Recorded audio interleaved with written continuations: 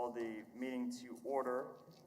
We would ask everyone to stand if they are willing and able for the invocation given by Pastor Pam Mason, followed by the Pledge of Allegiance. Pastor, the floor is yours. Let us pray. This morning we come thanking you, O God, for witnessing a new year, 2021. There have been triumphs and setbacks, but we have continued to forge forward, paving the way for change in Wichita. We have stood on the front lines with a clear purpose. This year, may the leadership of Wichita continue to strive for the betterment of all, breaking through barriers and connecting bridges of communication, often gone unnoticed. May they all remember why they serve. May the important work that each person is responsible for, Lord, be implemented with a common goal and professionalism in mind, the goal of our city flourishing. As we bounce forward, uplifting all, listening to the difficult questions, responding comprehensively, and doing the work. Lord, we are thankful for their commitment and fortitude. May we, the residents of Wichita, rally in support of those who serve. We pray for the safety of every Wichitan, every neighborhood, every business, every school, every medical facility, every place where people gather. Let the power of informed knowledge guide our footsteps and decision-making. Lord, as new technology and new ideas are birthed, let us be open to listen, gather the facts, and embrace the enhancement of ICT. All communities are vital stakeholders and all voices are of value. Lord, we have learned from our challenging past and missteps. Lord, we pray for every person experiencing the effects of COVID-19. We pray for our relief, the vaccines. Lord, we pray and we bless our mayor. Lord, bless our mayor, the city council, persons, all staff, and every family. Please keep them healthy and safe. Lord, bless the residents of ICT. Keep them healthy and safe. As we pray, mask up, social distance, wash our hands. In Jesus' name we pray, amen. I pledge allegiance to the flag of the United States of America, and to the republic for which it stands, one nation, under God, indivisible, with liberty and justice for all. Thank you, Pastor.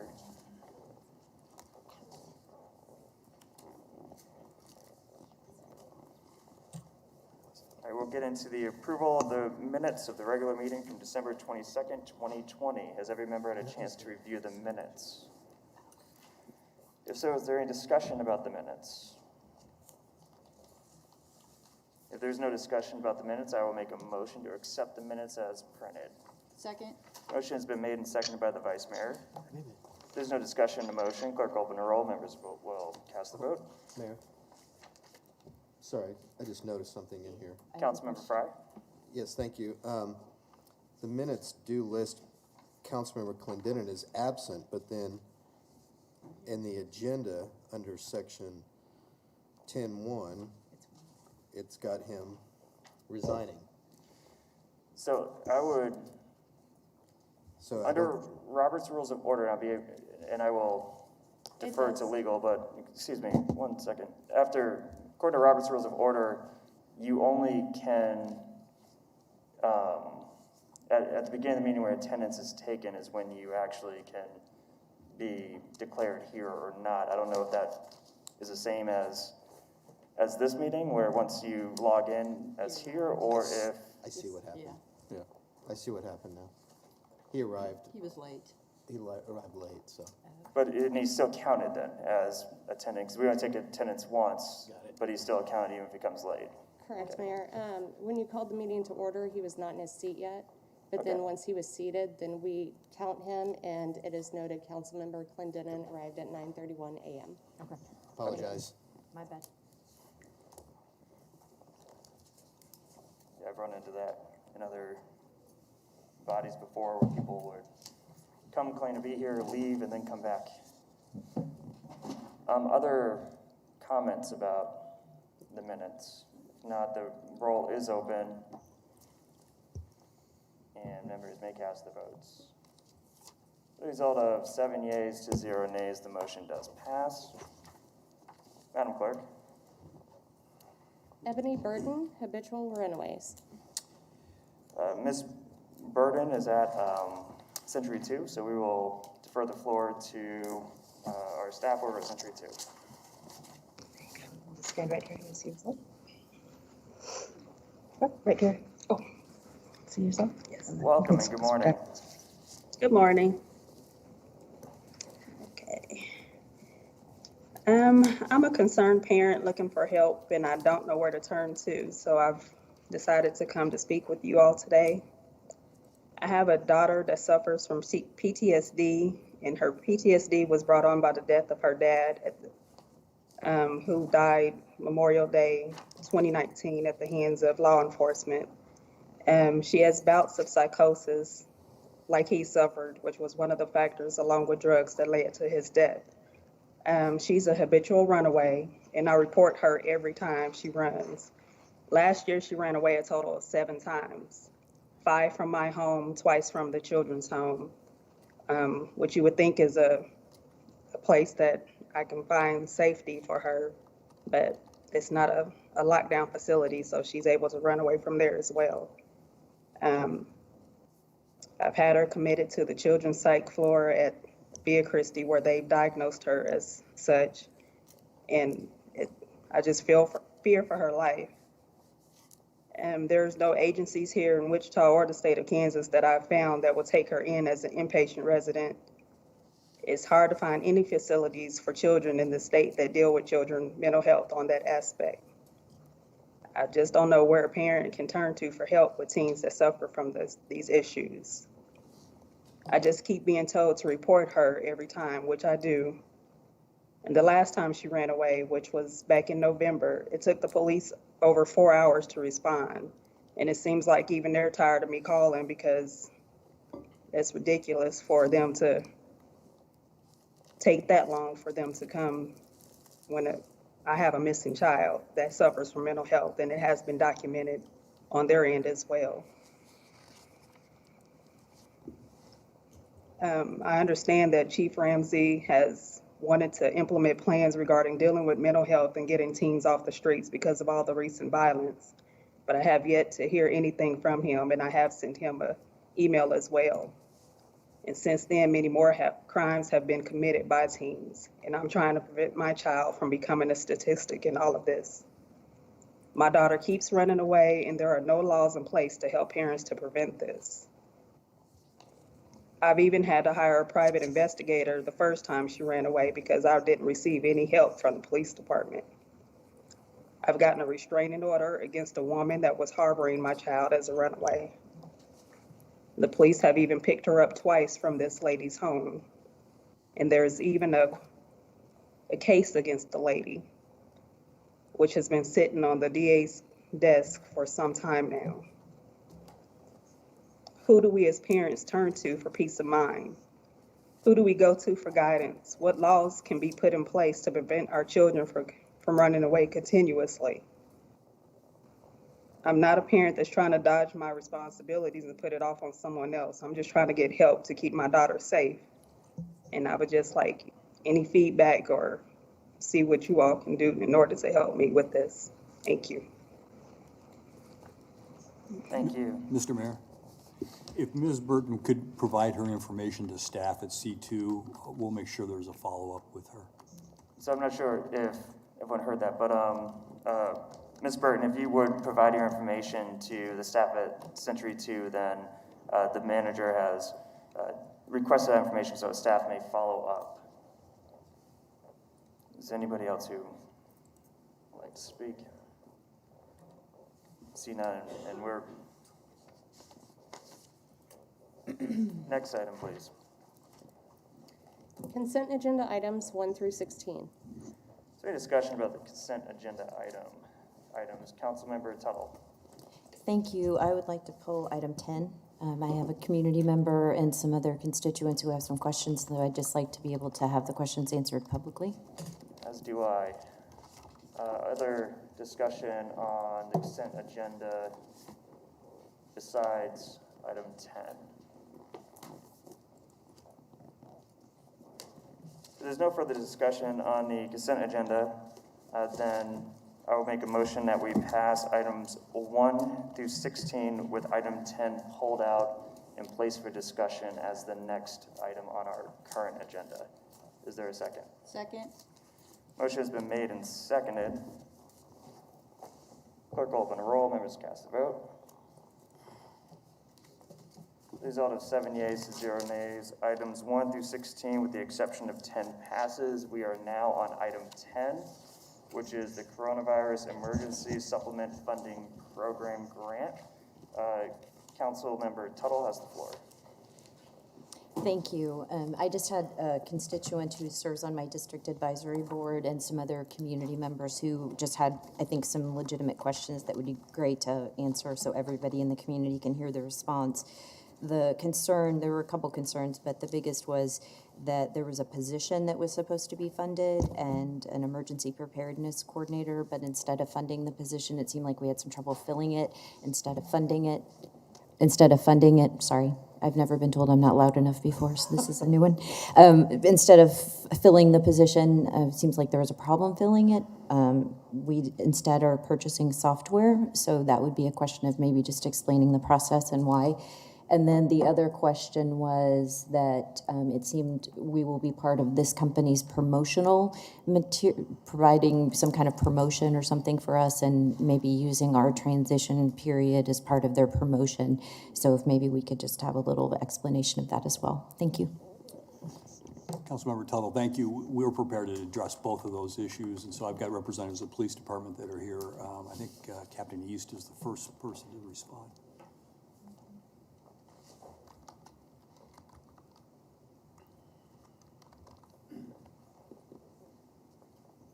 Captain East Dan East with the Wichita Police Department.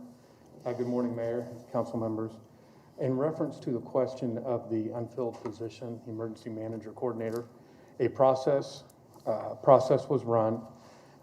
We held interviews, and the candidates, the top 2 candidates, neither one never responded to a job offer, and the second one accepted employment elsewhere. This is a 2-year grant, and due to constraints of pandemic, the COVID, everything that was going on early on in this process, we were about 6 months getting this going and getting everything out. And so it's temporary. There's no, guarantees for these folks that put in for this. And so that's why it was never filled. Did you have a follow-up? Councilmember Tuttle. No, and I appreciate that response. And I speculated that's what it was, but I just wanted to confirm. In my past world, before I was on council, grants were my world, and so I understand, leaving a full-time job potentially for a 2-year position with no funding afterwards could be problematic. But maybe just to follow up a little bit more, instead of hiring the position, can you explain how the software change will enhance the community or maybe provide what that position was going to, just the rationale for why we decided not to have a position but to purchase the software? Yes, ma'am. Awesome. I'll defer to Captain Moore. He's over the training academy. Thank He can you. explain Thank that. you. Hi, Captain Lynn Moore over the Law Enforcement Training Center here in Wichita. We've been looking at a software over 13 years now to incorporate into our organization. The industry standard is to provide data and have a database set up for officers to, from the start of their career to the end of their career, to be able to track their training so that when there are Quora requests, you don't have to go to 3 or 4 different locations to try and find this material utilizing personnel hours to try and do that. You'll have one central location to identify that. So the software research has been going on for several years. And whether it's coming from this grant or another funding source, it just happened this funding source was available, and that's being pulled from as a necessity. The KLETC, Kansas Law Enforcement Training Center, is already using this software. The Kansas Highway Patrol is already utilizing this software. And being on the same level with the larger training centers here in the state of Kansas, the Wichita Police Department, who actually employs more personnel and trains more personnel throughout each year. The industry standards will show and guide us to be on the same page. This also will allow us to get rid of all of the different, like 98% of our paper trail that we use through field training officer tracking. This is actually literally a tracking program to where it tracks officers training, which is mandated through the state of Kansas, and it allows us to be able to provide and streamline this information to the Kansas Peace Officers Association, Kansas CPOS. Just a follow-up question, if that's okay. Floor is yours. So when we applied for this funding for the Department of Justice, correct? Or for the funding source? Yes. Did we have to submit what we were going to utilize the money for, or was it part of, the funding with the Corona that, we just kind of reallocated? Yeah, it's a part of the Corona. What's happening is that all of our training is all online now. It's through webinars. And this software will allow us to input training into this database, and so it will send out emails to officers mandating them, telling them, hey, you're at your mandated time, you're not going to complete your hours, and it actually allows them to complete that testing within the software. So that 40 continuing credit hours that they're required to get each year, last year, Kansas CPOS minimized it to 20 hours because of COVID and said we need to find different ways of providing training. We went out, did our research, was able to find this company, and they're going to fulfill that ability. Now, as far as the promotional, the software is pretty much double everyone else in the industry. I was able to, because of budget cuts, communicate with them, tell them we weren't able to go with them, and we would end up having to go with the lesser one. Obviously, they wanted to work and deal with us. They found a way to show on paper that they were able to give us a cut, which is simply when they have conferences in the future, they will fly a representative from our organization to that conference, and we can tell them, this is what the process is, we like it or we don't like it. Obviously, if we don't like it, they won't be flying us out. And just follow-up question from the first one that I had. So the funder is okay with, the grantor is okay with, instead of us hiring a position, purchasing the software? The funder? Mm-hmm. Yeah, at this point in time, our fiscal affairs representative is working closely with them, and it's within the guidelines, yes. Perfect. Thank you very much. I appreciate your time. Thanks for being here Thank today. you. Councilmember Johnson. Thanks, Mayor. Hey, Captain. Yes. Just some clarification. So the green sheet, and I'm not sure if everybody in the public sees it, talks about the same software being used at the Kansas Law Enforcement Training Center. Does that also help during the pandemic? I know since I'm the chair of CPOS, I know that we had some issues at KLETC with COVID, and that kind of stopped training for a little bit, I think twice. So would this software, in your mind, help us out? Some of the criticism online was about pandemic funding, coordinator, versus where this is going. So this would actually help officers get training during the pandemic when we can't gather in large numbers. Yes, and there are several modules that aren't even being discussed in this. Our recruit training, right now, the Kansas Law Enforcement Training Center is actually literally going to mandate questions that we ask each of our officers as we go through, and they're going to have a database. They're going to have tests set up within their database. This allows us to streamline and to be able to have a direct link with the Kansas Law Enforcement Training Center. Now, their modules that they have literally quadruple what we're getting. So the little piece that we're actually adding into is just giving us that ability to process and be more efficient in working with the COVID training that in the industry that we're dealing with. Okay. That was all. So I also have some questions and really some heartburn with this. It says, according to the green sheet, awarded funds are used to assist local governments to prevent, prepare for, and respond to the coronavirus. To date, in Sedgwick County, we have 32,887 cases of the coronavirus. We have 282 deaths from the coronavirus. I think about what this money could have been used for when it comes to hiring someone for intergovernment relations to help us utilize a more effective plan. When I think of how we could have had a liaison to our small business community to help implement these strategies and make sure they have what they need. And I just want to know, how is buying the software going to help prevent more cases for, quote, prevent, prepare for, and respond to the coronavirus?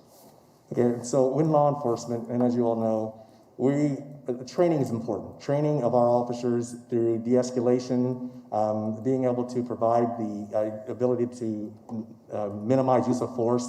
All that training doesn't happen in the classroom anymore. And so we have to find a way to be able to allow officers to continually get that training so that they are the most effective for our citizens and our community.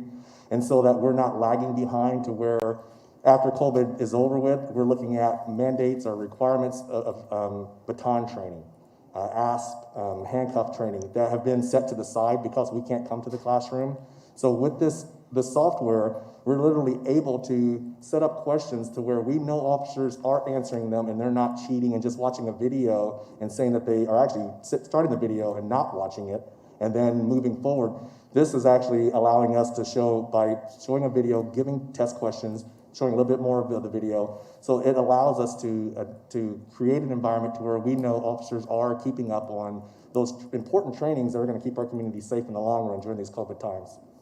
I would never assume that we would need a $250,000 program to ensure that our officers weren't cheating, because I don't think we have the type of officers who would do that. But I am worried about the increase of crime, homicide, the increase of domestic violence, the increase of situations with mental health due to the spread of coronavirus, due to the current pandemic that we're in and the extra stresses it puts on our community.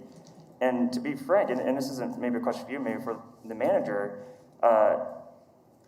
we've had meetings after meetings of what can we be doing more? You know, can you get me in the room with the county staff? Can we get in the room with these other folks to make sure we come up with a plan? Try to have conversations from this bench that turn, I think, a little heated at times, and then to know that, and maybe this is my fault as the new person at this position, was there this whole time and no one brought it up. I never heard that we were looking for an actual person who could help us navigate this, and it wasn't even coming out of our budget. And I'm embarrassed to say that, but we had, $250,000 that we could have used to have someone who could have helped us minimize the impact of COVID throughout our community. And now it looks like, and this is the criticism, it looks like they kind of sat on this to reallocate it to some software later down the road. And I just wonder what the cost of doing that was. And then putting us on a consent calendar, which probably would have snuck by us again if we didn't have it brought up really by folks online. So I'm just wondering, when was this advertised, and what was the actual the process that seemed as a city we failed at being able to accomplish to get someone to actually do this? Mayor, members of the council, first of all, I want to make sure that it's clear that this is Department of Justice funding, and so many of the issues that you've raised, we couldn't do many of the things that you listed with this funding source. We could buy educational software with it? How could we not get someone who could, according to this, I don't mean to cut you off, but I want to be clear because maybe the screen sheet's wrong. Funds awarded to assist local governments to prepare, prevent, and respond to the coronavirus. It seems like someone who could have helped us prepare, prevent, and respond to coronavirus would have involved from the city level working with the county. I'll let Captain East talk about the original intent of this position. Council approved this position and this funding on May 19th of 2020. And at that time, we indicated what the purposes were. And in addition to this position, we were also purchasing PPE. We were using it for the hazard pay that for our police officers, and also for the purchase of laptops to help us be more effective in the field. The reason that we brought the software to you is we made commitments in the community, and the chief has made commitments for several years on improving our training, and especially with the problems that you outlined a minute ago that are confronting the police department now, having a kind of a dynamic training program in order to address those special issues that have come up during the COVID-19 crisis is extremely important. This software makes sure that we are able to track the performance on the new training that is introduced during this time to deal with the COVID problems, domestic violence, the other criminal activities that you mentioned just a minute ago. So that's why I supported this change. This is why the Department of Justice has supported this change. Again, it's to recognize the burden that's being placed on our training division and our officers to stay current during this period of time and to not lose a beat on the commitments we made to the community on our training efforts and some of the special issues that we as a community are trying to address. But I'll let Captain East talk about. Actually, I got a follow-up to your statement. Just for clarification here, it says that the law has reviewed the contracts for the ACADIS licensing and approved as to the form. So law has took a look at this and approved the reallocating of these grant money. According to your statement, though, you said that the Department of Justice has also approved that. So they have gotten the approval from the Department of Justice, and that just didn't make it to the green sheet. That's correct. Okay. And you have to approve this, and they'll have to formally approve it. But we talked to the Department of Justice before we ever brought this forward. And forgive me, I am the new guy, but when it comes to the joint education center for our law enforcement, my understanding is that is a joint facility with the county or the sheriff. Is that correct? That is correct, sir. So they would have been able to get some of the CARES Act money to have done this if we needed to advance the money or the resources for the education facility, and we still actually wanted to hire someone who could help us navigate this terrible pandemic, then in theory we could have utilized CARES Act money because that was given to, what is it, over almost $1 billion given to the county to get us through COVID. They probably could have used that pot for this. Is that correct? Yes, sir. Okay, so Councilmember Tuttle. Just kind of a statement / question, but we could have, the biggest impact for me, and thank you for answering the question so well, if the funder, the Department of Justice, approves this change, then, that shows us that the folks who are allocating the money approve it. It seems reasonable to me. The other thing that I'm thinking of as we're having these discussions is that, we could have had a position for 2 years, which is a limited amount of time, but this is a software program that's probably going to, extend way beyond a 2-year position, if you will. So it's going to be really beneficial for the department long after no one's talking about COVID anymore, in my understanding. Is that correct, you'd say? Okay, thank you. Still like Captain East to address the mayor's issue on the position and what it was going to do. When we advertised the position, we followed city HR policies. We conducted interviews of the applicants that we received. We had applicants, went through the process. We had basically worked the process down to the most qualified candidates that we brought forward for the final interviews. We had an interview process with those applicants via Microsoft Teams or Zoom, and so when the board that was made up of internal and external, city, county, and outside came with the top 2, we offered the position to the top candidate. That candidate, to this day, has never responded to us. After numerous phone calls by myself and emails by myself, never responded. The second candidate accepted a position, another position. And so it's a 2-year grant, and as city manager said, May 9th was when it was approved, or in May it was approved, and that you still only have that 2 years. So these candidates are looking at a year and a half potentially for this position. And Captain, could you explain what the position would have done and what it would not have been able to do? Yes. Under the grant, because I think that's what the mayor was getting to. For us, our envision of, we have an emergency planner with the police department, it's a sergeant rank. And obviously, we have never been through anything like this and hit the ground running. And so it would have been to make sure all of our practices, our policies, everything meets industry standard and is up to date. Also, Liaison, we work with the county. We attend meetings every day at the Emergency Operations Center, over with County Emergency Management, the Emergency Operations Center. And so this position would have helped move us and get us to where we needed to be, knowing that it's only a limited position. So what we did is we're working through this and the timeframes going on. We stepped up, myself and the sergeant that's in that position, working with fire department and then the county, getting us where we need to be in this response as far as our police department. And that's what we were looking at as far as our police department and operating and giving the service that we needed to give in a pandemic. So just to follow up, so now I have more questions. The software is acquired during the pandemic.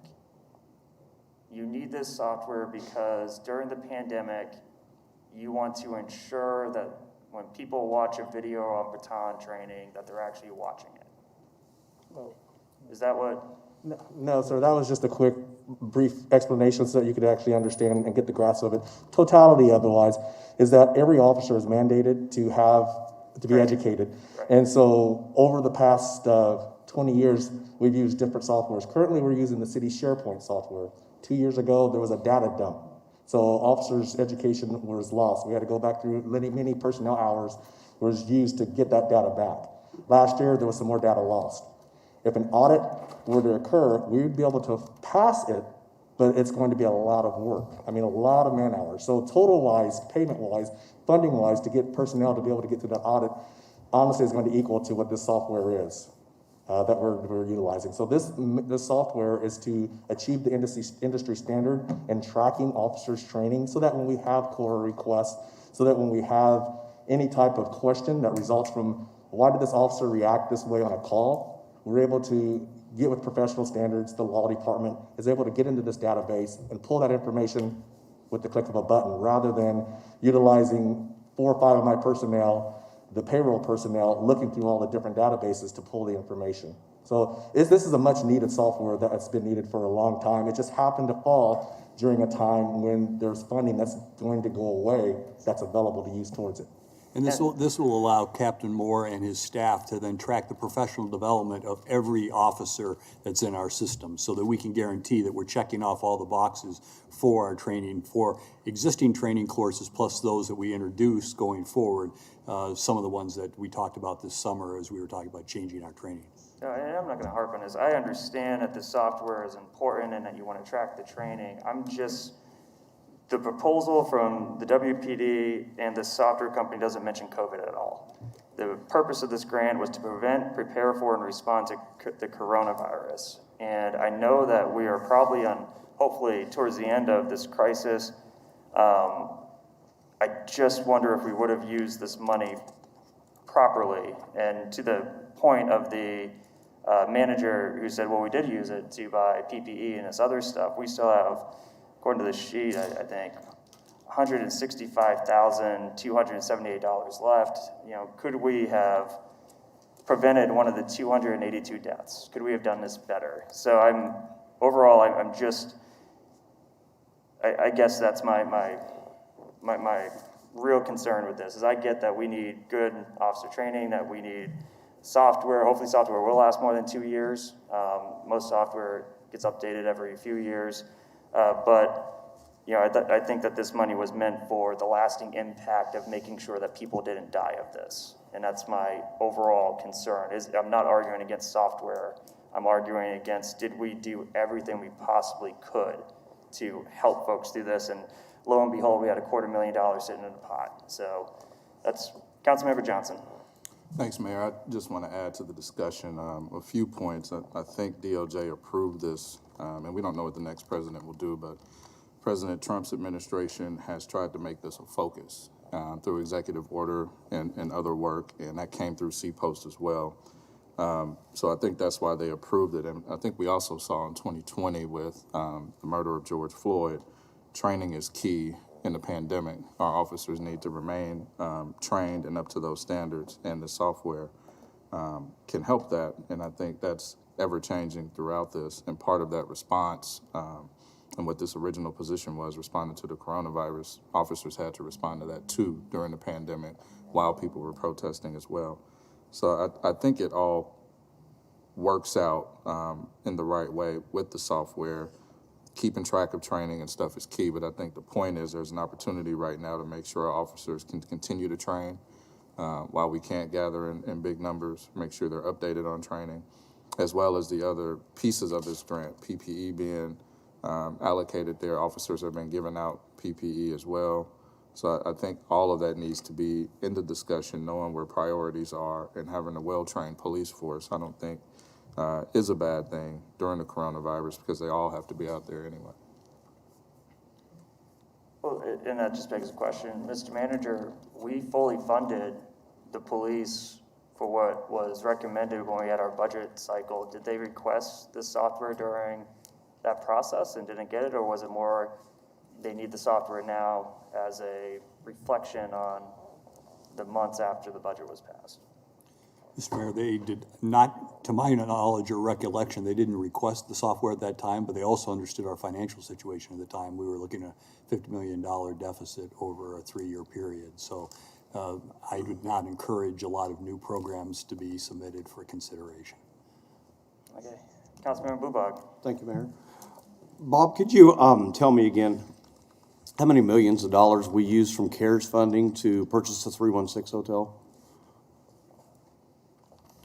If I remember correctly, it was $2 million, isn't that right? Yes, $2 million. Okay. I'm just, I think staff's doing a good job of utilizing the money that's coming in, and while it may not be directly affected to COVID, I think it's helping overall, and I appreciate how you guys are utilizing those resources. Bob, for those watching who might not be aware, can you tell us what the 316 hotel is used for? The 316 project is to provide what I would call transitional housing for the homeless. Okay, so not for COVID response. Pardon me? Not directly for COVID response. Actually, initially, yes, it is a COVID response. It's in order to reduce the density at the homeless shelters in the city to protect the homeless population during COVID. Councilmember Johnson.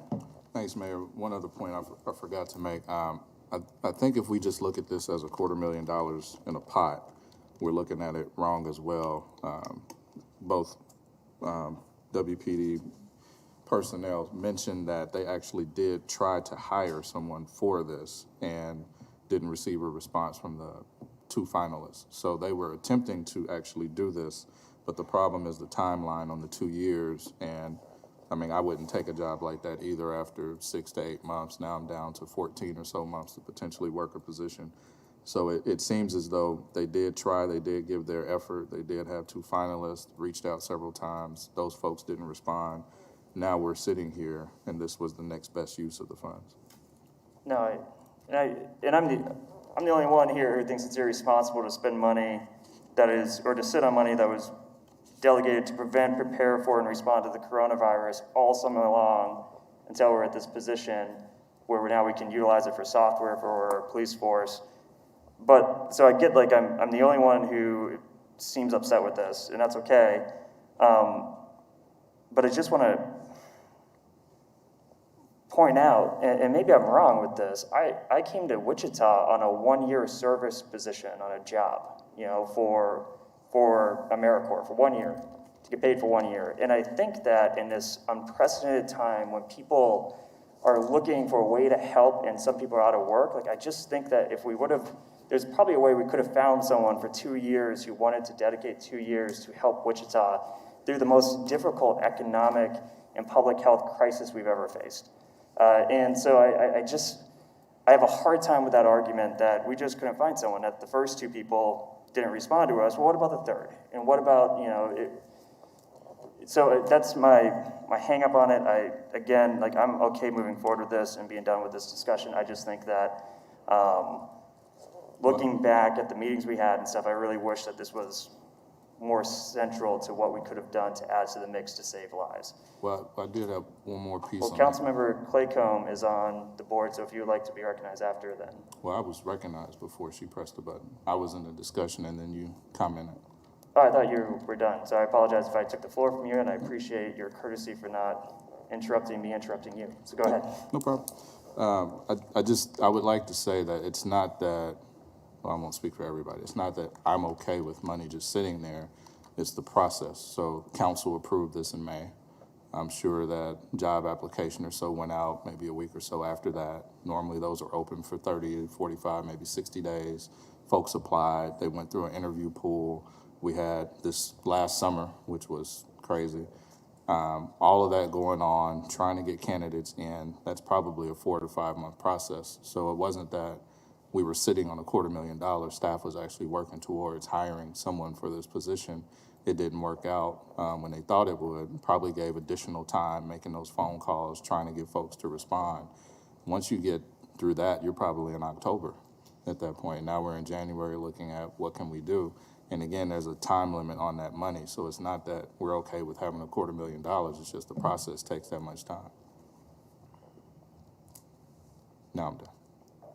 So follow up to the question of the council member, how long did you guys search for this position?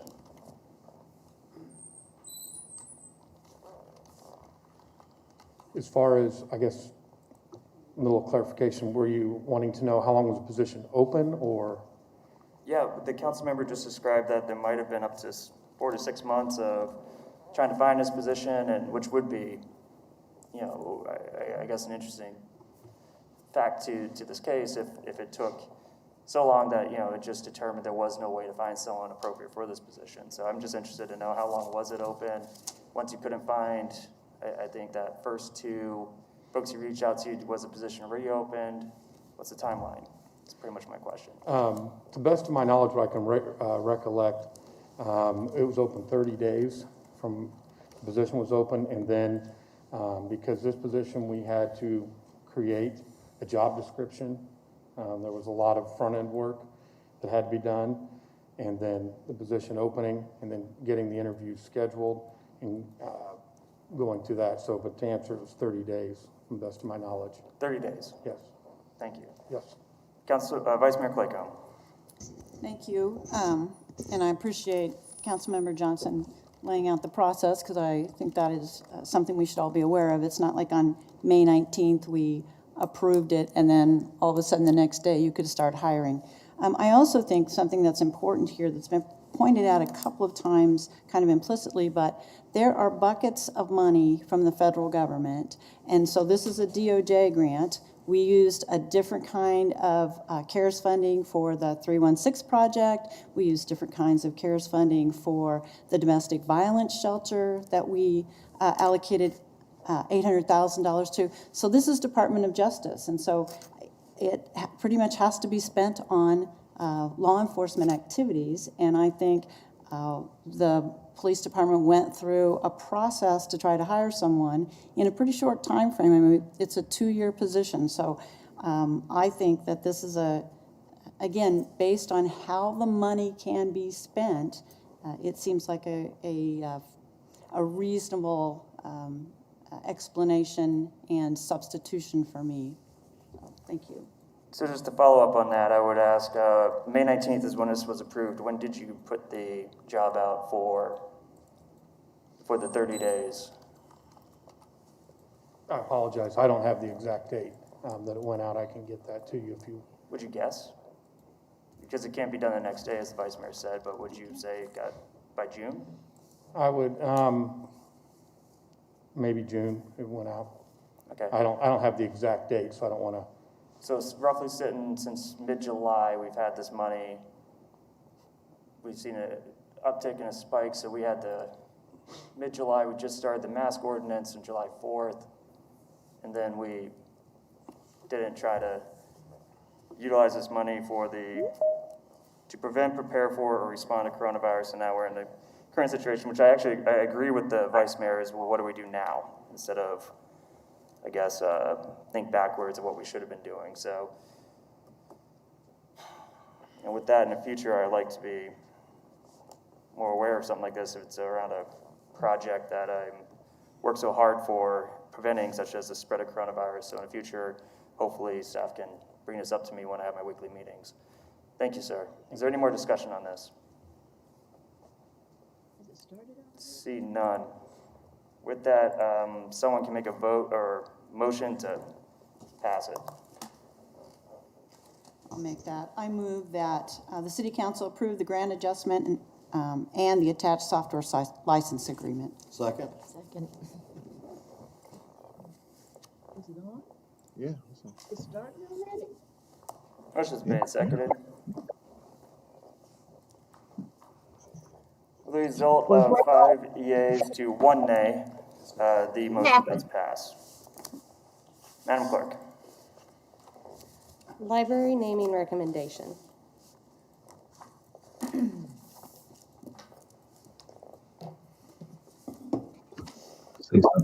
Hello? Good morning, Mayor. Good morning. Council members. I think we have someone who's on the, who just chimed in. Can someone message that person and let them know where we'll get to them?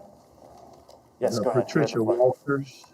Christy Dowell, Customer Service Manager and Interim Director of Libraries, for the record, speaking on the Naming Advisory Committee recommendation for the Library Branch in District 3. On July 21st, 2020, the City Council approved a lease agreement with Coco Properties for 6,904 square foot space at 4195 East Harry to replace the current Linwood Branch Library. On September 15th, 2020, the City Council approved the Library Board of Directors to serve as the naming advisory committee for the new branch. A quick overview of the process the Library Board of Directors took was to engage the community for naming ideas via survey. They narrowed the ideas received to their top 5 picks. They again engaged the community, this time with a poll to narrow the 5 names to the top 3. Finally, the Library Board discussed the top 3 names in order to make a recommendation to bring to the City Council today. From October 21st to November 8th, the Library Board engaged the community for naming ideas. A link to a survey was added to the library website. It was shared with City Communications, the District 3 Community Services representative, and WSU Tech South students and faculty to gain a wider audience. The link was featured on a story on Good Day Kansas with Jillian Carroll by the library's marketing and communications specialist, Sean Jones. The information was presented at the November 4th District 3 Advisory Board meeting. A display was added at Goodwill Industries of Kansas and Next Step Alliance. Board members reached out to community leaders, businesses, organizations, and area schools surrounding the new location. It was shared on social media by the library and City of Wichita and on District 3's Nextdoor page. The information was mentioned during a mayor's media briefing, and ideas were accepted in print at all library locations and at Colvin Neighborhood Resource Center. At the Library Board of Directors November meeting, they narrowed the 70 unique names received from the community to their top 5 favorites. In alphabetical order, the Ad Astra Branch Library. To the Stars is the Kansas State motto, and libraries help lift members of the community through resources and services. The Carl Brewer Branch Library. Carl Brewer served as the 100th mayor of the City of Wichita from 2007 to 2015. He was the first elected African-American mayor and led the City Council towards approving the Advanced Learning Library. Among his many attributes, many residents viewed him as a champion of public services for all members of the community. The Cynthia Berner Branch Library. Cynthia Berner was the Director of Libraries for the Wichita Public Library from 2000 to 2020. And worked for the library system previously since 1984. Her career was dedicated to building a strong, leading-edge library system to serve current community needs and expand services for future generations. The Meadowlark Branch Library. Meadowlark is the name of the former drive-in theater that once stood near the site of the new library. It is the name of a nearby park and neighborhood and is the official Kansas state bird. The Ronald Walters Branch Library. Dr. Ronald W. Walters was an American author, speaker, and scholar of African American politics. In 1958, Walters organized the Dockham Drug Store sit-in, one of the first lunch counter sit-ins of the Civil Rights Movement. He was the director of the African American Leadership Institute and Scholar Practitioner Program, distinguished leadership scholar at the James McGregor Burns Academy of Leadership, and professor in government and politics at the University of Maryland. He was born in Wichita.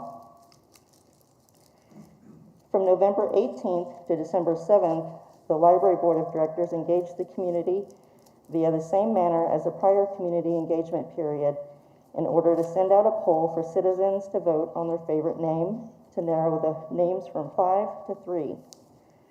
The top 3 favorites, in order of most votes, were the Carl Brewer Branch Library, the Meadowlark Branch Library, and the Ronald Walters Branch Library. At the December 15th Library Board meeting, the Library Board of Directors reviewed and discussed the top 3 names. They took into consideration that many area residents preferred a name that is reflective of the community and one they could identify with. They acknowledged that the Carl Brewer Branch Library was the name that garnered the most votes through the community poll.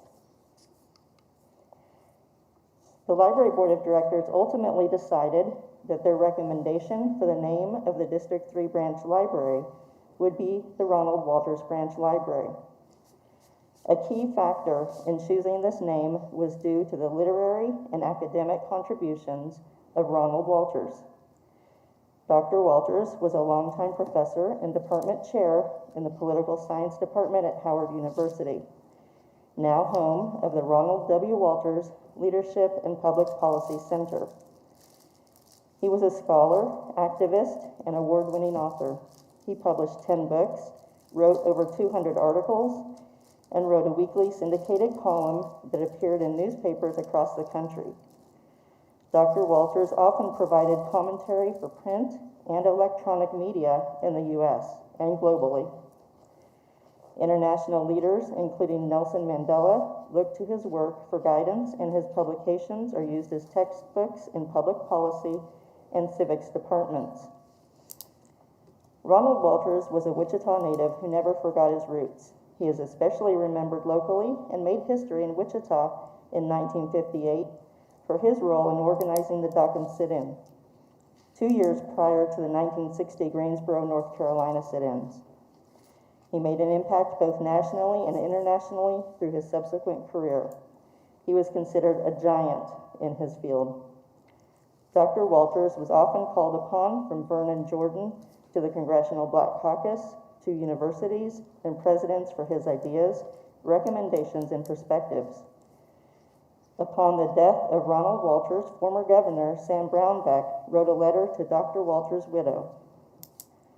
On September 10, 2010, our nation lost a true American hero, and Kansas lost one of its most glorious native sons, Dr. Ronald W. Walters.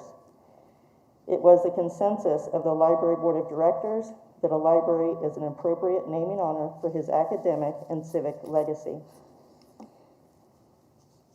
The Library Board of Directors discussed that there may be a naming opportunity for the meeting room or other spaces within the District 3 branch for the other top 2 names. They also wish to acknowledge the contribution that Max Cole made through making this facility available to the City of Wichita to bring library services back to District 3. The Law Department has affirmed that this action complies with the requirements of Council Policy 13 regarding the composition of a naming committee for public facilities. There are no financial considerations. It is recommended that the City Council approve the recommendation of the Library Board of Directors. At this time, Lauren Hirsch, Library Board of Directors member representing District 3, would like to speak from Century 2. Excellent. I will divert the floor to Century 2. Welcome. Welcome. Good morning. Thank you to Christy Dowell, Director of Libraries, and the rest of the incredible library system staff that have lent their professional life and clearly also their personal investment to an excellent library system for Wichitans.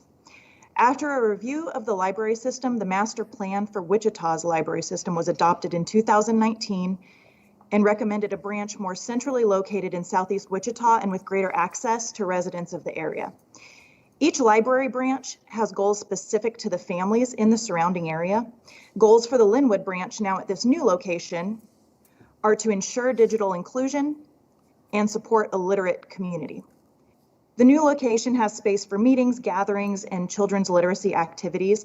It's right along a bus route. It shares a parking lot with an institution of higher education, WSU Tech, and it's completely surrounded by neighborhoods, accessible by foot, bicycle, and public transit. As a resident of the area, my personal goal is for this to be a source of pride for my neighbors in Hilltop, Grandview Heights, Meadowlark, and East Mount Vernon, and that they recognize that the expanded services available to them at this location can measurably enrich their lives. The city's made an investment in the residents of Southeast Wichita to have this source of enrichment, personal satisfaction, and inspiration. They have free access to the joys of reading and literature, and also expanding their own knowledge and awareness. Increased hours programming and access to computing and internet resources will actually change the lives of those that utilize it. I look forward to encouraging organizations and residents around to be aware of this resource, and our community outreach effort about the naming was the first step in helping to raise awareness about this branch. Naming a facility such as this library branch is an opportunity to honor the values of our community and the energies of those that have paved the way. I'd like to acknowledge the incredible effort of recently retired Director of Library Cynthia Berner for seeing the library system through a master plan, which I believe is a great benefit to our community. The effort was well beyond a bureaucratic one. Ms. Berner activated staff to put a personal touch on their professional work. Her collaboration with James Clendenin, Community Services Representative Maddie Campbell, Max Cole, and Board President Kevin McWhorter, along with other volunteers of the Library Board and Library Foundation, have brought us to this moment, finally ready for a name on the sign. Volunteer community members of the Library Board reviewed over 70 names recommended by Wichita residents. Those were narrowed to 5, notably Ad Astra Library Branch, Cynthia Berner Library Branch, Meadowlark Library Branch, Carl Brewer Library Branch, and Ronald Walters Library Branch. The Library Board of Directors recommends that the City Council adopt the name Ronald Walters Library Branch in order to honor the exceptional and internationally significant impact of a man born and raised in Wichita who contributed not only to civic and moral activation in our city through the Dockham Sit-In, but for his continued extensive literary and academic contributions. Thank you. Thank you. Next on the public agenda, we do have a council member who wants to speak, but I was planning on going through the public agenda first. Did you want to interject? We can finish the presentation. Okay. This ends the staff presentation. Lauren Hirsch and I will stand for any questions. Excellent. Well, we will now open the floor for questions for the presenter. If there are none, then we will go on with, Can I ask my question? yes, for the presenter. Yes, go right ahead. Sorry. Hey, okay, so I'm just trying to understand, and I did not attend the library meeting or watch the naming meeting, but I'm trying to better understand. It seems like everything was going toward naming it at the Carl Brewer Branch Library, and it looks like it got almost double the votes of the Ronald Walters, so I'm trying to understand what happened in the consensus building there to where they decided to go away from the Carl Brewer Library. The process the library board took at that meeting was they had some discussion, and then they each went through and listed their top 3 names, and we did a roll call, and each one listed their top 3. And the Ronald Walters branch got the most number 1 and 2 votes. And then a motion was made for naming it, I believe, the Ronald Walters Meadowlark branch, and then they determined that was too long and neither one would get the recognition it deserved, and what would it actually be called. So then that motion was voted on, and it did not pass. And another motion was made then to name it the Ronald Walters Branch Library. They voted, and it was unanimous. Was there any discussion about the public voting being so far in favor of the Carl Brewer Library? The voting was a tool that engaged the community for the purpose of narrowing the names from 5 to 3. Then the library board's next thing in the process was to then discuss those 3 and then make a recommendation from the top 3. So that's how the voting tool was used, just to narrow it from 5 to 3. Well, was there any discussion about all the efforts that former Mayor Brewer did in? They did recognize. I mean, that was his. Yeah, that was his mission. He really pushed hard for the libraries. Right, and that was reflected, and they discussed that, and that's obviously one of the reasons he made the top 5. And then ultimately, a key factor in their decision was the literary, academic, and civic activities that Ronald Walters then provided and left as a legacy with his literary and academic contributions. Okay. Bob, can you go through this Council Policy 13 with us? Or someone from staff? Yes, Council Policy 13 establishes that the council names a naming committee, which they did. They named the library board. Then the library board's mission is to bring back a recommendation for the proposals following the guidelines. The one I think that you're wanting to discuss perhaps is the person being distinguished must be one who made a significant contribution to the city, and such person must have been primarily responsible for the existence or well-being of the facility. At the end of the policy, it is the ultimate decision of the city council as to what name should be chosen. Okay, and when did that policy go into effect? I thought it was pretty recent, wasn't it? Policy has been in effect since 2003. It was most recently revised in 2019. And what were some of the major revisions we made in that? The revisions in 19, I believe, were to allow the naming for individuals who were still alive. Previously, the policy was that the individual had to be deceased, and to make clear that certain existing boards could serve as the naming committee, that the council didn't have to start from scratch and name an advisory committee. They could use an existing board, like the park board or the library board. Okay, but the council is the final vote on that? Council has the final authority for the selection of the name based upon recommendation of the committee. Okay, thank you. No other questions. Councilmember Frye. Thank you. Christy, did we go through this process in the determination of the name for Advanced Learning Library? No. We did not? No. Okay. Do we know why we chose to go that direction and not this process? I don't know why I wasn't the director or interim director at that time. Manager, do you know?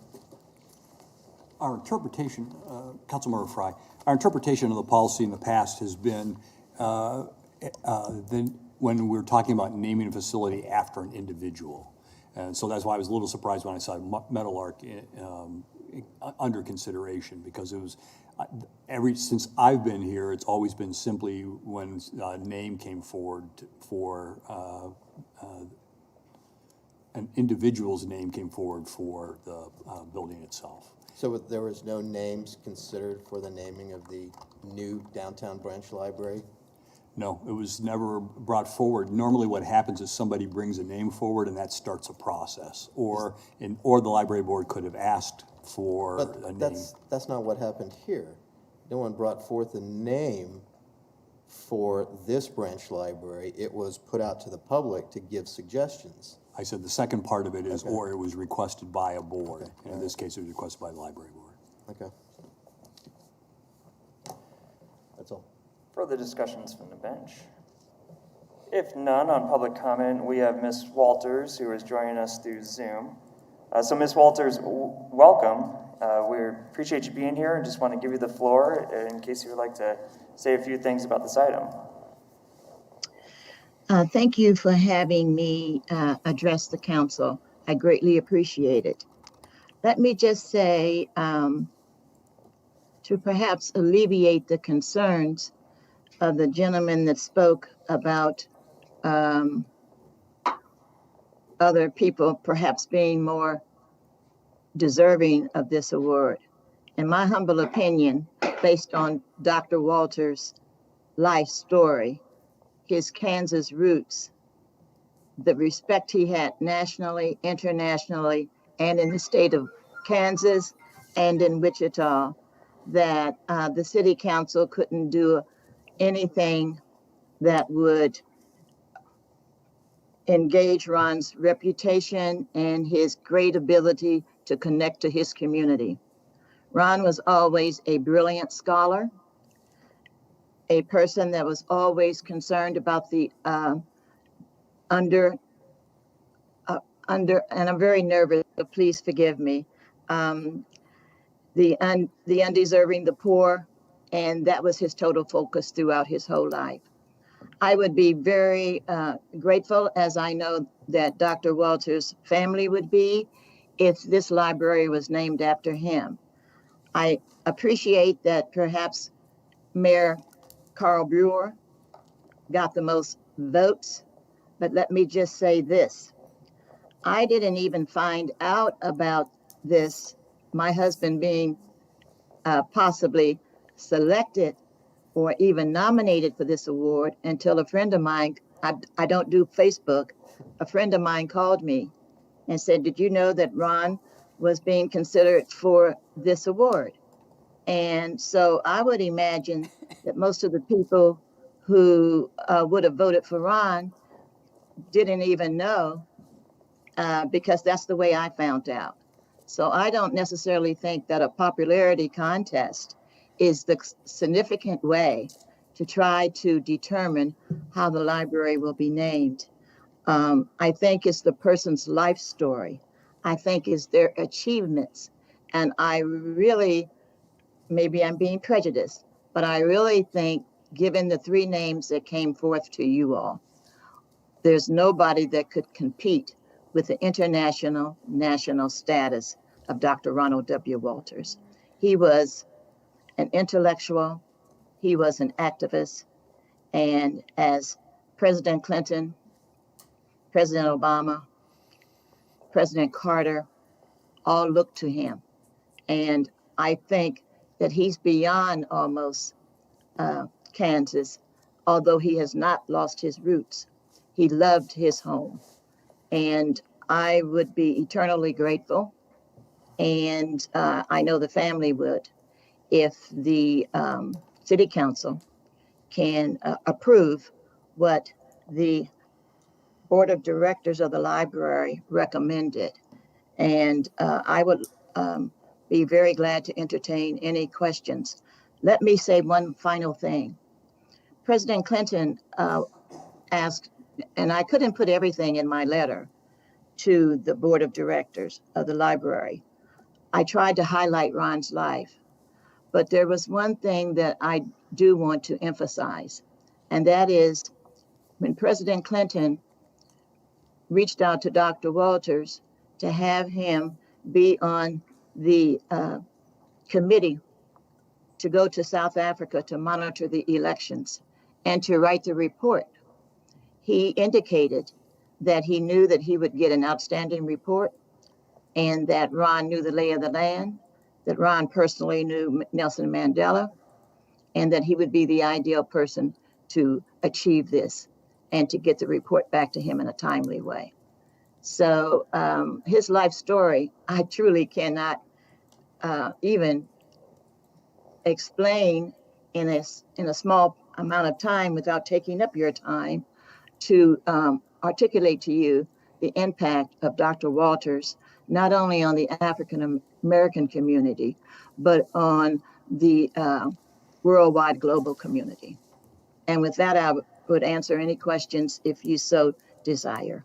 Thank you so much for giving me this opportunity to express my passion for Dr. Walters and why I think this library should be named after him. Finally, let me just say this. If in your infinite wisdom, you decide to name the library after Dr. Walters, there's only one thing that I would ask of you, and that is that everything that bears Ron's name usually says Ronald W. Walters. And if you name the library after him in your infinite wisdom, I would greatly appreciate if it could be named Ronald W. Walters. Thank you so much. Any questions for Ms. Walters? If none, I'll just make a quick comment. Ms. Walters, thank you so much for spending time with us today. Thank you for sharing some thoughts about Dr. Walters. You are a credible advocate for him. And I will apologize that you had to learn about his nomination for this through a friend on social media. I should have personally reached out to you, so I apologize for that. But we, again, thank you for being on today. Thank you. Further discussion?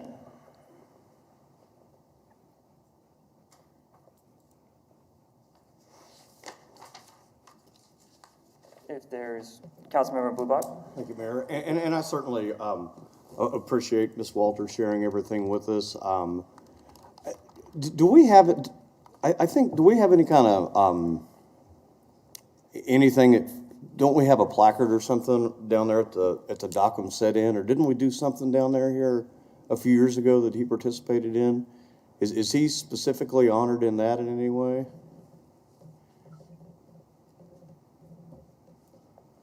I'm not sure.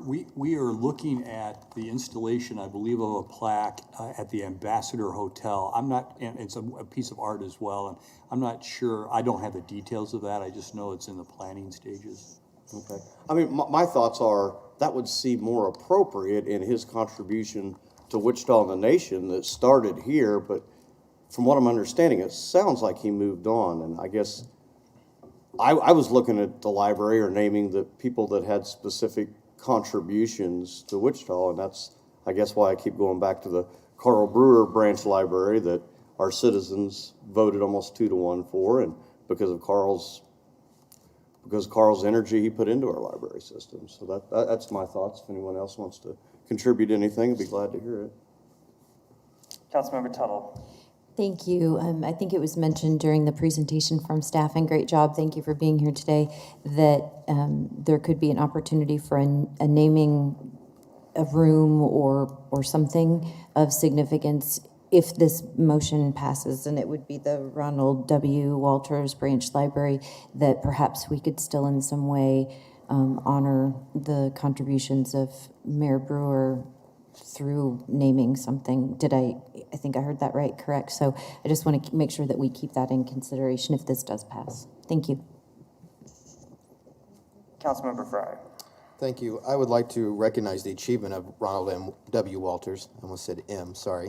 For 52 years, from the first sit-in at Dockham Drugstore all the way to his death, he was someone who exemplified service and leadership.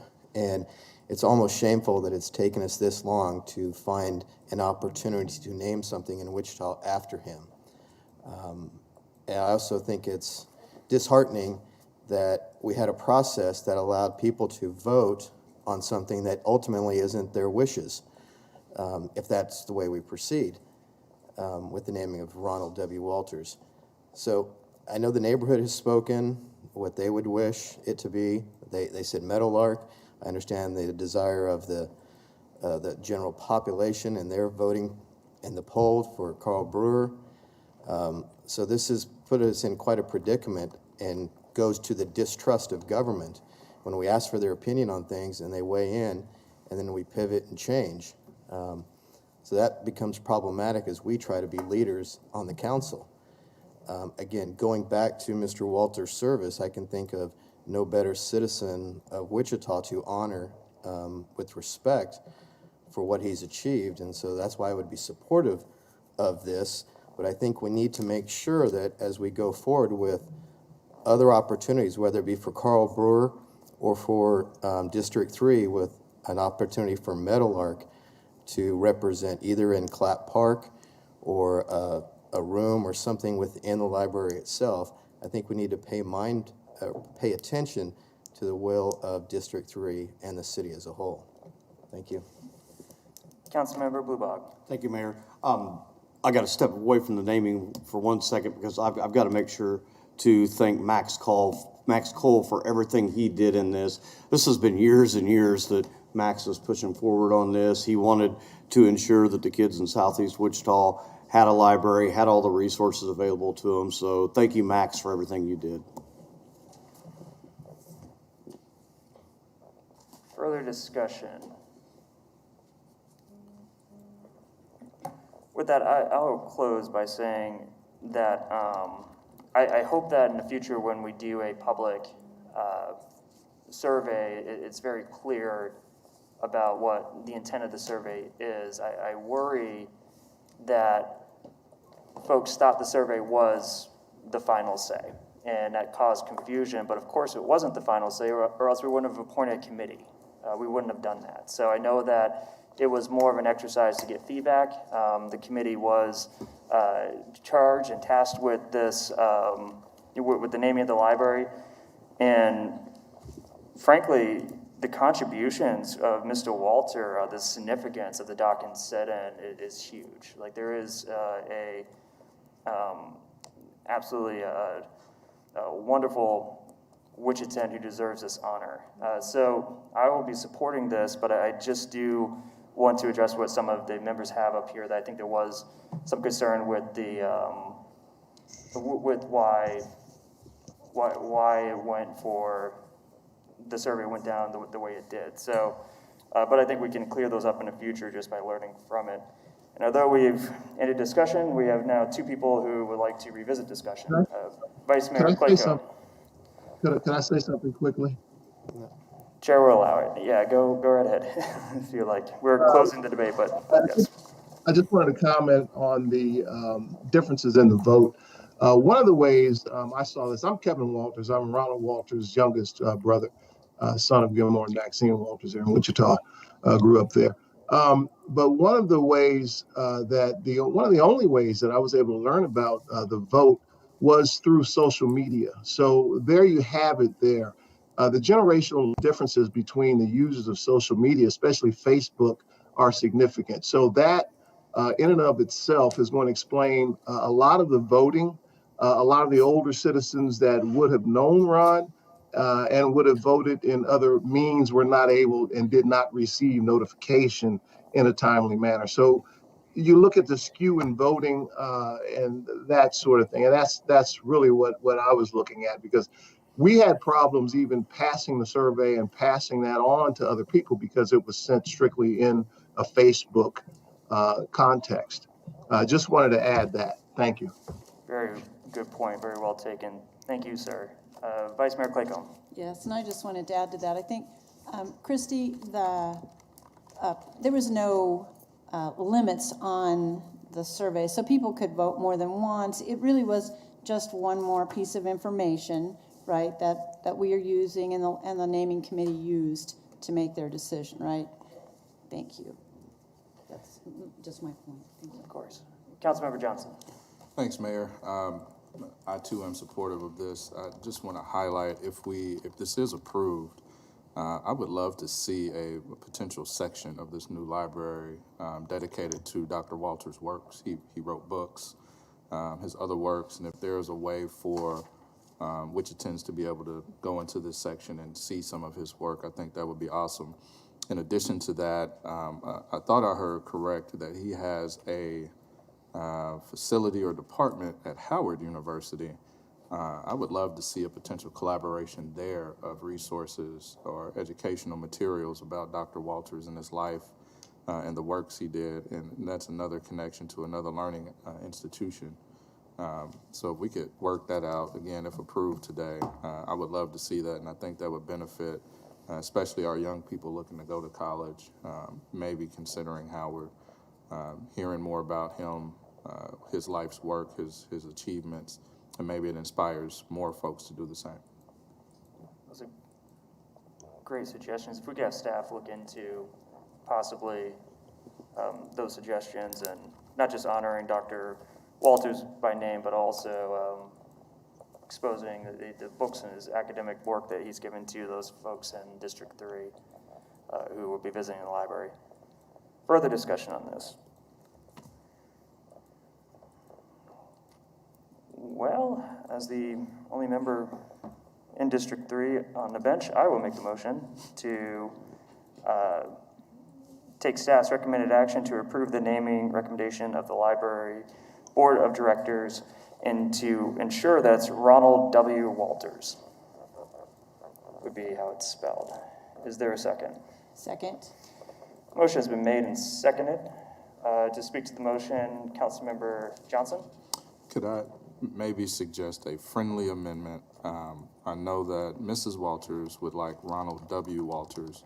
I appreciate his educational achievement. Could we make it Dr. Ronald W. Walters? Actually, I'm not sure if we can make an amendment, but I'm pretty sure that's what I said. So let the record reflect that it's Dr. That's Dr. Ronald W. Walters. I think you know what I'm doing here. So, yes. So if I didn't say that, then I misspoke. But that was the amendment, because I agree.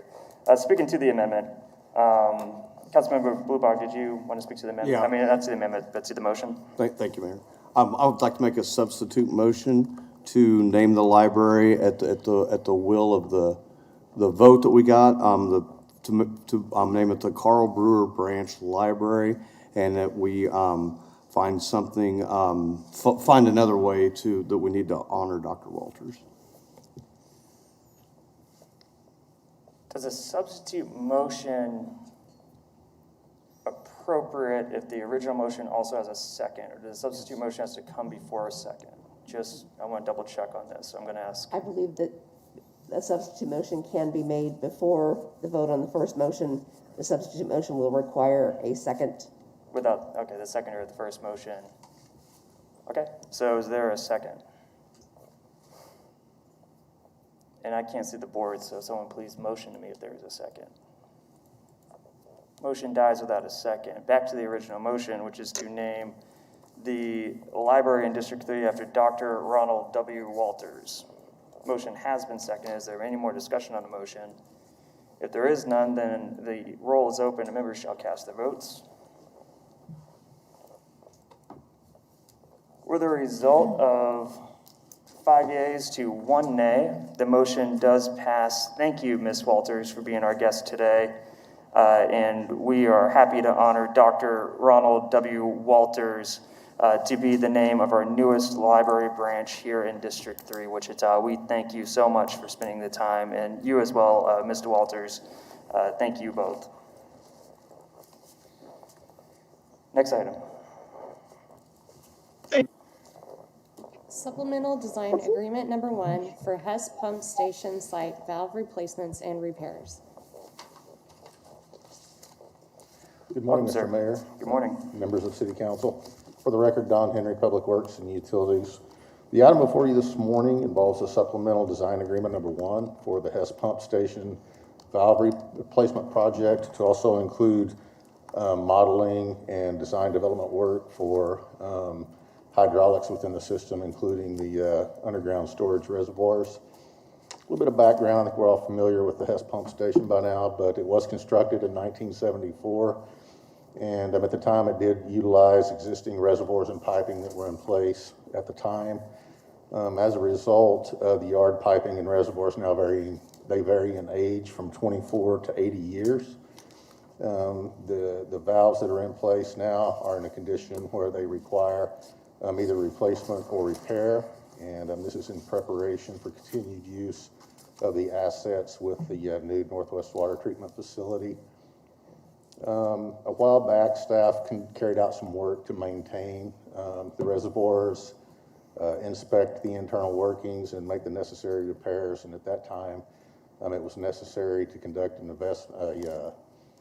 assessment on the valves to assess their functionality for that project. And it was found that 11 valves were inoperable. 6 of them were operable, but had failing seals. And then 1 valve had kind of failed in the open position and would not fully close. And so on July 14th, 2020, City Council approved a contract with PEC. And this work included a feasibility study for valve replacement and repair, including a cost analysis. And this study was based upon the condition, age, and functionality of the valves. considerations for the use and connection of the Northwest Water Treatment Facility were also included in that work. And that brings us to a point now where additional work is needed to move this forward, to better understand the hydraulics of the system, to make sure that we have the proper phasing and sequencing in place of the valve replacements and repairs in preparation of connection of the new water treatment plant, so as not to negatively impact that schedule. That does include the replacement and repair of the existing valves, as well as the installation of new valves to facilitate the connection of the facility.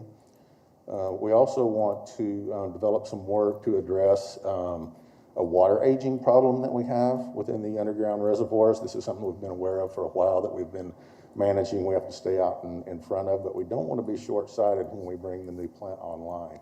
We want to make sure that we address this problem so that when we bring the new plant online, that we don't facilitate additional problems out into our distribution system. And so we'll be looking at developing some solutions to that so we can maintain effective chlorine residuals in the storage facilities. A couple of possibilities would be to upsize the piping that connects those reservoirs, or to put in place parallel piping. And the figure in front of you, that's illustrated in yellow. Those are the existing pipes, kind of what we'll be looking at there. But keep in mind that this will carry over to the use of the new Northwest Water Treatment Facility. As in terms of the design and construction of the hydraulic improvements on the tanks themselves, that will be carried out separate from the valves. That'll be a future project, and that was included in the Northwest Water Treatment Facility with the funding package as well. And so the supplemental design agreement will provide the complex computer modeling on the internal workings of the tanks and how the fluid dynamics works within those tanks, as well as the hydraulics of the piping and system. This will feed into future work for the design of those solutions. It will also give us kind of the roadmap to the phasing of the work that's required to be done with the replacement and construction of the new valves in preparation of bringing the new water treatment plant online. And the design fee to date for this project is $75,000. The proposed supplemental design agreement number 1 would be $223,550, bringing the total design fee cost to $298,550.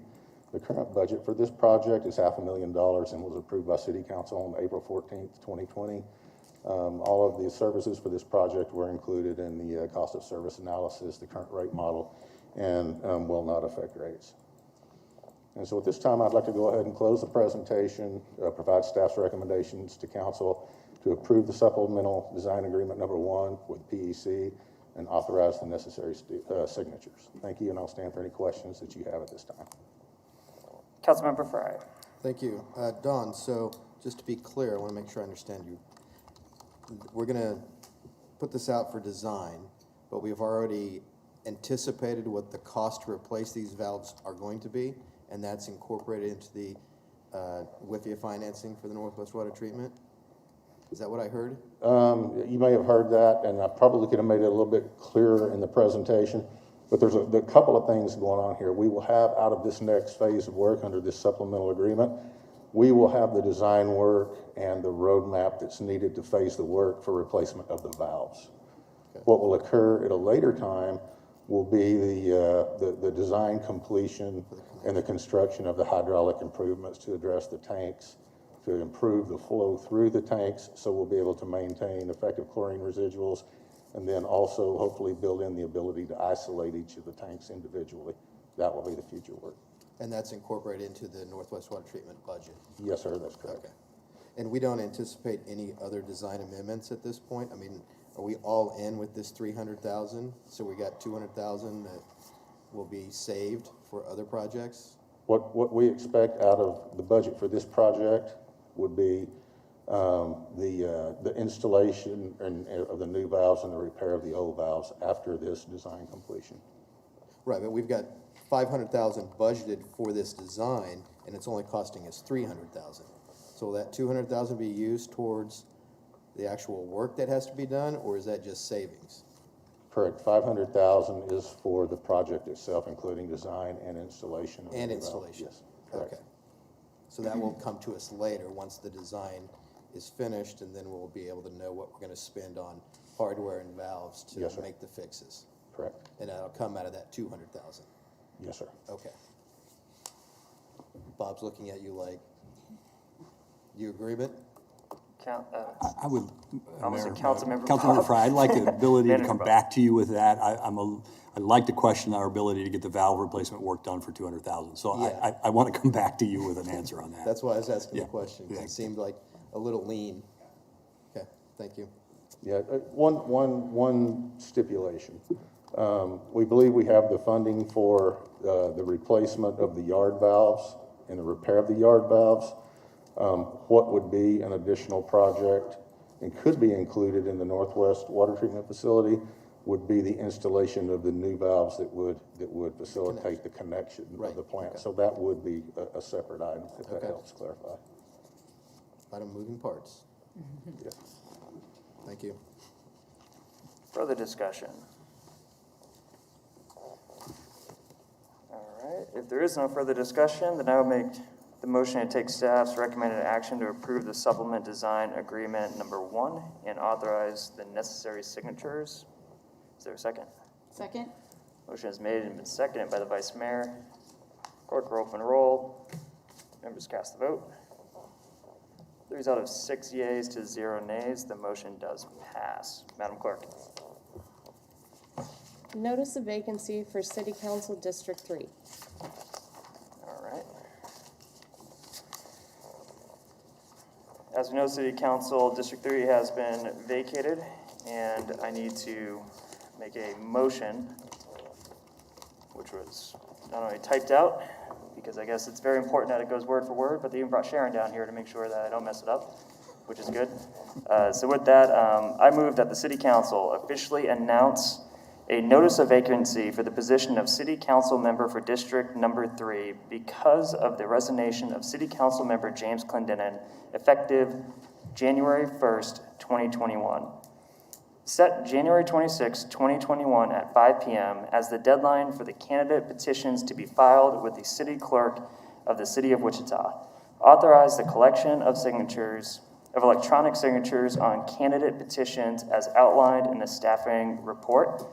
Set as January 29, 2021 at 5 p.m. The deadline for original signatures to be filed with the City Clerk of the City of Wichita. Designate the District Advisory Board for City Council District Number 3 to conduct a public forum to screen all candidates who file a lawful petition for candidacy and forward to the City Council in writing no less than 4, no more than 5 names of the candidates nominated in alphabetical order. Is there a second? Second? Motion has been made and seconded. If there's no discussion on the motion, clerk will open a roll. Members cast the vote. The result of 6 yeas to 0 nays, the motion does pass.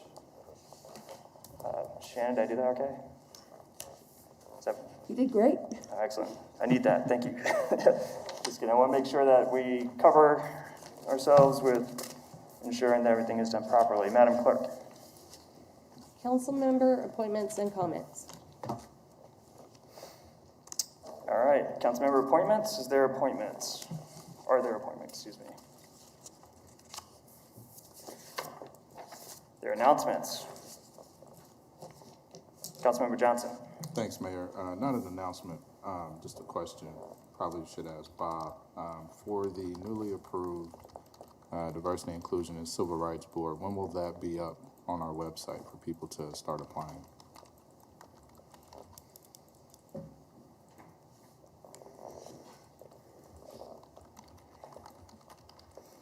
Morning, Mayor, City Council. Councilmember Johnson, I have a meeting scheduled with Janet Johnson and LaShawn McGarns early next week to sort through the process, make sure that we reach out to a wide range of groups, cover all the representatives that are included in the ordinance. I anticipate it'll be up late next week, early the week after that. Okay, thanks. Other announcements. I will make a comment on a follow-up for announcements that was made a few weeks ago, discussing the Philverse Mayor Challenge, in which we sought after to encourage folks to donate blood during the month of December, which is a month in which the American Red Cross usually has problems getting people to donate blood. So with that, the challenge has concluded, and I'm happy to say that Phil has encouraged 56 people to donate blood, while 60 people who donated blood voted for the mayor, which means the mayor wins the challenge. But more importantly, for every donation of blood, according to the American Red Cross, it can save up to 3 lives, which means that this one challenge that was completely Phil's idea actually resulted in saving perhaps 528 lives. So I want to thank Phil for being thinking forward on the best way we can utilize our challenges for the greater good. Although next time we're doing axe throwing, so I don't know if that really counts as the greater good. But at least on this one, Phil's idea here potentially saved over 500 lives here in our area. So thank you, Phil, and our competition then is now concluded. Any further comments? All right, seeing none. So with that, I will make a motion that we adjourn. Second. Motion's been made and seconded. Result of 6 yeas to 0 nays, the motion does pass. Thank you all.